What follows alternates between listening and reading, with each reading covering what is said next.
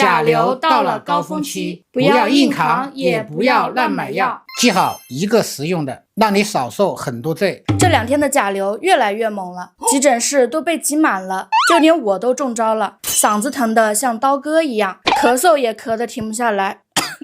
有的朋友甚至还会出现高烧不退、浑身酸痛的情况。这时候千万别硬扛，可以记好这个实用药金莲清热片，它是流行性感冒诊断与治疗指南里的推荐用药，能够止咳祛痰、利咽生津、清热解毒。不管是甲流、乙流、上呼吸道感染，还是外感热症引起的高热不退、咽干咽痛、鼻塞咳嗽等问题，它都能用得上。都记好了吗？